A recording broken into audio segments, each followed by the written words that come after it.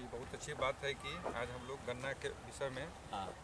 बैठे हैं हम लोग आपस में। और बात नई सरकार बनी है अभी, और सरकार भी इस पर बहुत ही थोड़ा एक्टिव मूड में है कि इस पर कुछ विकास इस संबंध में कुछ किया जाए। हाँ। और 25 चीनी मिल का भी प्रस्तावित है कि नया चीनी मिल खुलेगा। बनने के लिए बिहार में खुलेगी।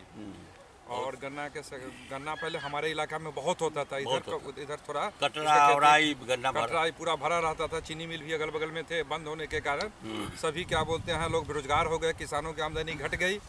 और अभी नई सरकार बनी है, हम लोग भी सरकार से ये मांग करते हैं कि इस चीनी मिल को बढ़ावा दिया जाए और गन्ना किसानों को जहाँ से ज़्यादा अधिक से अधिक सुविधा दिया जाए। और आप भोला बाबू, आपके तो पिताजी ही गुरौल चीनी मिल का निर्माण कार्य में बहुत बड़ा उनका योगदान था। उसके बाद उसको विकास किए, बढ़ाए। फिर बाद में आपके पिताजी आए और फिर आप भी उसमें शुरू में बहुत उस उद्योग में बहुत अच्छा काम किए। अभी सरकार के कुछ कमी के कारण अभी ये पिछड़ गया है। तो हम लोग आशा करते हैं कि भविष्य में अधिक से अच्छा गवर्नमेंट का योगदान मिले, सरकार का योगदान मिले कि इस सेक्टर में विकास हो सके और हम लोग थोड़ा किसानों की आर्थिक स्थिति अच्छी हो सके। बहुत बहुत धन्यवाद बबलू जी। मैं भोलानाथ झा, वर्तमान में उद्यान रत्न लीची आम के बागवान में हिंदुस्तान और विश्व में मेरी प्रतिष्ठा है। आप लोग किसानों का जो हमेशा हित की बात हम करते रहते हैं और सरकार के साथ तालमेल करके हम काम करते हैं। चीनी उद्योग से मेरा बहुत बचपन से संबंध है। मेरे पिताजी शीतलपुर में चीनी मिल के मैनेजमेंट के हेड भी थे और 10-15% शेयर भी हम लोगों के पिताजी के नाम पर था। और इलाहाबाद इंडियन प्रेस की फैक्ट्री थी। शीतलपुर से चीनी मिल को जब गन्ना का अभाव हुआ तो बाबूजी उसको श्री बाबू के ज़माने में ही 1950 के सीजन में गरोल में ले आए। श्री बाबू ने कहा कि आपको गन्ना यहाँ नहीं मिल रहा है। छोटा छोटा किसान था, वहाँ उत्पादन कम होता था, फैक्ट्री नहीं चल पा रही थी, क्रशिंग नहीं हो रहा था, तो ले आए गरोल में, उसको खड़ा किया गया। फिर गन्ना का अभाव भी वहाँ हो गया। डिप बाबू जैसे माननीय मंत्री जो कोऑपरेटिव बड़ी नामी मंत्री थे, बिठौली के रहने वाले थे, हमारे लेबर यूनियन के वो अध्यक्ष थे उस समय, बराबर उनका सहयोग मिलता था। फिर भी हम लोग गन्ना के अभाव में वहाँ फैक्ट्री हमारी नहीं चल पाई, सर्वाइव नहीं कर पाई। आज के दिन बिहार सरकार ने जो निर्णय लिया, माननीय प्रधानमंत्री ने निर्णय लिया कि बिहार में 25 नई चीनी मिल खुलनी चाहिए, तो हम लोग सब लोग किसान हैं, बैठे हुए बबलू बाबू है किसान है, सब लोग किसान हमारे बगल में बैठे हुए, कटरा के, सीतामढ़ी के सब लोग हैं। ये लोग काफ़ी मात्रा में गन्ना पहले करते थे, लेकिन एक ऐसा है कि पिछले साल रीगा फैक्ट्री को आपने चलवा दिया और इस बार भी चल रही थी। पिछले साल 9 लाख कुंटल रीगा का क्रशिंग हुआ और रीगा का मैनेजमेंट पता नहीं काहे ऐसा कर रहा है, समझ में नहीं आ रहा है कि पिछले साल तो फैक्ट्री उसने चलाया, किसी तरह का किसान को खाद बीज वगैरह का सहूलियत, अच्छी वैरायटी का उपलब्धता नहीं कर पाया। और इस साल भी अभी तक किसानों को आप लोगों के गांव में कहीं भी खाद बीज रीगा फैक्ट्री की तरफ से नहीं मिल रहा है। मिल रहा है? कहीं नहीं मिल रहा है। कटरा और आई वगैरह, रूरी सतपुर, सरफुद्दीनपुर, सब जगह ये लोग बीज बांटते थे, वो सब कहीं कुछ नहीं हो रहा है। फिर सीजन चला रहे हैं। तो पिछले साल 9 लाख कुंटल हुआ था, इस बार 12 लाख कुंटल पेड़ लेंगे। बिहार की स्थिति ये हो गई है कि 10 चीनी मिल अभी चल रही है, 9 ऑलरेडी प्राइवेट सेक्टर की है, 7 और 2 जो है तो हिंदुस्तान पेट्रोलियम की लोरिया सुगौली है, चल रही है। बहुत अच्छे कंडीशन में नहीं है ये फैक्ट्रियाँ भी, इनको भी सर्वाइवल क्रश नहीं मिल रहा है। 140 दिन शुगर इंडस्ट्री को सर्वाइवल क्रश चाहिए, जिंदा रहने के लिए, क्रशिंग के लिए चाहिए। बिहार सरकार अगर 25 चीनी मिल खोलना चाहती है तो सबसे पहले 25 चीनी मिल को खोलने के पहले कम से कम हमारी समझ से ये हर फैक्ट्री को 35-36 हज़ार हेक्टेयर में गन्ना चाहिए, उत्पादन चाहिए, तभी वो चलेगी। हाथी हम कीन के ले आवे उसको खाने के लिए हमारे दरवाजे पर अनाजे नहीं मिलेगा तो हाथी एको दिन नहीं रहेगा। अभी आपने क्या किया? अभी आपने ये किया कि आज इथेनॉल की फैक्ट्री बिहार में 17 को लगी हुई है और 17 फैक्ट्री इथेनॉल का जो है सो आपने प्रोजेक्ट बना दिया कि 15 करोड़ लीटर आपको उत्पादन देना है। अब वो सब खुल गया और उसका प्रोजेक्ट आप बना दिया कि 15 वर्ष के लिए, 10 वर्ष के लिए आप इसको खोलिए और चलाइए।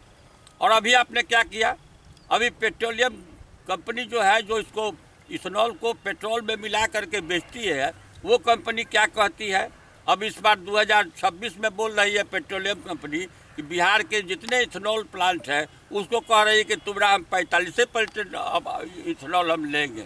तो बेचारे का तो ये हो गया कि 300, 400, 500 करोड़ रुपया लगा के फैक्ट्री खोला है सब, और खोलने के बाद आप कहते हैं कि पूरा सीजन नहीं चलाना है, अब तो 6 महीना चलावेगा और 6 महीना वो बंद रखेगा तो फैक्ट्री फेल हो जाएगा। ऐसा है कि एक एक फैक्ट्री का EMI जो है तो 90 लाख का महीना पड़ता है जी। अब आप जब फैक्ट्री को बंद कर दीजिएगा और उसको 45% उसका इथेनॉल लीजिएगा तो बैंक करप्ट हो जाएगा, अभी उस सूद में बिक जाएगा। उससे जुड़े मजदूर भी उससे कहाँ जाएंगे, 6 महीना कहाँ जाएंगे, कहाँ जाएंगे। और आप ताज्जुब हो गए सुन करके कि उत्तर प्रदेश ऐसा देश, राज्य उत्तर प्रदेश ऐसा राज्य आप देश में सबसे अभी अग्रगण्य है चीनी के उत्पादन में, और चीनी के उत्पादन में अग्रगण्य नहीं रही, 1.25 करोड़ लाख टन का उत्पादन खाली उत्तर प्रदेश का होता है चीनी में। और ऐसी परिस्थिति में अभी उत्तर प्रदेश में 27 लाख हेक्टेयर में गन्ना का उत्पादन होता है। 27 लाख हेक्टेयर में बोल रहा हूँ उत्पादन होता है, और आगे पीछे मिल के 15 लाख मजदूर उसमें काम करते हैं। 50,000 करोड़ का गन्ना का पेमेंट मिलता है किसानों को। समूचा बिहार के किसानों का धान या गेहूं का जोड़ लीजिए तो 25,000 30,000 कुंटल रुपये का नहीं हो पाता है, 25-30 हजार करोड़ का हम लोग का नहीं हो पाता है। तो आज के दिन तरक्की कर रहा है उत्तर प्रदेश, उसका एक कारण ये भी है कि वहाँ की सरकार अच्छी काम कर रही है और चीनी उद्योग भी अच्छे ढंग से चल रहा है, उसका इथेनॉल प्रोडक्शन भी हो रहा है। आज के दिन तो चीनी उद्योग को चीनी उद्योग नहीं करके चीनी कम्प्लेक्स बोलिए इसको, इसलिए बोलिए कि इसमें चीनी के साथ साथ आप पावर प्लांट जनरेशन चल रहा है, चीनी के साथ साथ आप मोलासेस से शराब भी बना रहे हैं, डिस्टिलरी चल रहा है, उससे आपका इथेनॉल चल रहा है। उसके बाद समझिए कि उसका जो सिट्ठी वगैरह होता है उसका बगास का जलावन भी चल रहा है। उसके बाद मैली जो खाद बनता है ऑर्गेनिक फर्टिलाइजर भी आप बना रहे हैं। इतना पैसा उसमें आ रहा है तो अभी तो हर आदमी चाहेगा जो खोल लें। लेकिन आप एक बात आप सुनने में आया है कि बिहार में 2 मिल को आप चलाना भी चाहते हैं, रैयाम और सकरी को, वो भी कोऑपरेटिव में सोच रहे हैं। तो बहुत गलत सोचना है आपका। बिहार में कभी भी कोऑपरेटिव सक्सेस नहीं हुआ। दीप बाबू के बाद अगर थोड़ा समय के लिए नवल बाबू जब तक कोऑपरेटिव मिनिस्टर थे तब सक्सेस था, अदरवाइज उसके बाद कोऑपरेटिव तो खाओ पियो का एक अड्डा बन गया है।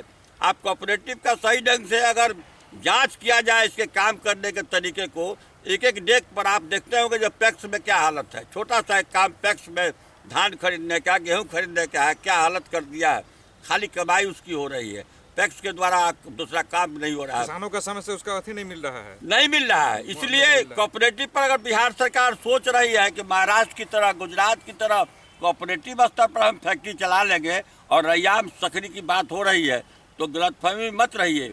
इसमें क्या करेगा जो कोऑपरेटिव वर्ल्ड बैंक का पैसा आपसे ले लेगा, प्रोजेक्ट बना लेगा, 2,000 3,000 करोड़ 5,000 करोड़ का आपको बजट प्रोविजन प्रोजेक्ट बना देगा, अब पैसा खा के सब खत्म कर लेगा, एक फैक्ट्री नहीं चलेगी।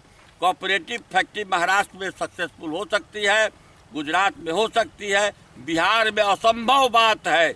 इसको ध्रुव वाक्य में समझ लीजिए, भोलानाथ जहाँ बोल रहा है सही बात बोल रहा है। हर कोऑपरेटिव बैंक में आप जाइए और देखिए कि कैसे धांधली हो रही है, उसकी जांच होनी चाहिए। वह कोई काम नहीं हो रहा है, किसान का न इंश्योरेंस कर रहा है सही ढंग के और न किसी ढंग का किसी तरह का पैक्स का भी दे के काम हो रहा है। तो ऐसा काम मत कीजिए। हम चाहेंगे कि बिहार सरकार चीनी मिल कम से कम 2-3 खोले। अगर ज़्यादा आप खोलिएगा अभी तो वर्तमान जो चीनी मिल चल रही है ये तो अभी ड्राई है, इसको तो अभी गन्ना हरिनगर और नरकटियागंज को छोड़ के सारी फैक्ट्री को सर्वाइवल क्रॉस नहीं हो रहा है। 140 दिन वो नहीं पेर पाएगी। मार्च में 15 मार्च को सब इस बार बंद हो जाएगी। हरिनगर और नरकटियागंज 2 चीनी मिल है जो उसको सर्वाइवल क्रॉस हो रहा है, उसका उत्पादन भी सही है। और रिकवरी के मामले में आज बिहार में जो रिकवरी है गन्ने का, वो उतना रिकवरी महाराष्ट्र से तनिके कम है। पहले बहुत डिफरेंस था, पहले 9% हम लोग का होता था, उनका 11% 12% होता था। हमारी कैपेसिटी अब बढ़ गई। पहले के ज़माने में गरौल चीनी मिल हमारा था, तो गरौल चीनी मिल में मेरा क्या कैपेसिटी थी, हमारी कैपेसिटी थी 1,000 टन की, हम 700 बोरा रोज बाबूजी बनाते थे। हम लोग बचपन में देखते थे, बाबूजी कहते थे कि आज 700 बोरा चीनी बन गया तो हम लोग खुश हो जाते थे। अब मोतीपुर मिल का मालिक जब देखता था कि 1500 बोरा बन गया तो उसका भी परिवार खुश हो जाता था। आज के दिन एक हरिनगर शुगर फैक्ट्री 25,000 बोरा रोज बना रही है। कैपेसिटी का इन्हांसमेंट हो गया और इसलिए जो फैक्ट्री हम लोग चलाते थे छठ के बाद, पड़ना के बाद, अब चलाने की जरूरत नहीं है। फैक्ट्री तो नवंबर लास्ट वीक में खुल रही है और एक दिन में 50,000 और 1.5 लाख क्विंटल का गन्ना का क्रशिंग हो रहा है। तो ऐसी परिस्थिति में बिहार में चीनी का अगर लगाना है तो एक मोतीपुर में खोल दिया जाए। हम सारे किसानों लोगों की भावना बोल रहा हूँ। बिहार के सारे किसान गन्ना उत्पादक हमारे चलते मुजफ्फरपुर में आके मीटिंग किए थे और उसमें सीतामढ़ी से लेकर के सासा मुस्ता के सब किसान आए थे और उसमें हमने कहा था कि एक मोतीपुर को खोल दिया जाए। दूसरा हमने कहा था कि सकरी और लोहट में, सकरी की वायबिलिटी नहीं है, आप रैयाम को खोल दीजिए। रैयाम में भी देखिए कोऑपरेटिव बना के चौधरी करके एक ग्रुप लिया और स्क्रैप में बेच दिया। तो ऐसी परिस्थिति में 3 फैक्ट्री अभी खोला जाए। एक साथ बनमनकी जो फैक्ट्री है, बनमनकी के बगल में भी अगर बनमनकी के बगल में खोल दिया जाए, सहरसा पूर्णिया के लोगों को बहुत फायदा होगा। इन्हीं चंद शब्दों के साथ हम चाहते हैं कि इस पर बढ़िया ढंग से इसको काम कीजिए। आपने जो कमेटी अभी बनाया है केंद्र लेवल पर, पटना लेवल पर जो मुख्य सचिव ने बनाया है, उसमें कोई भी एक आदमी चीनी उद्योग का जानकार नहीं है। एगो कोई साउथ इंडिया का है, एगो कोनो कहता है जो शुगर फैक्ट्री का, तो कोई जानकार नहीं है।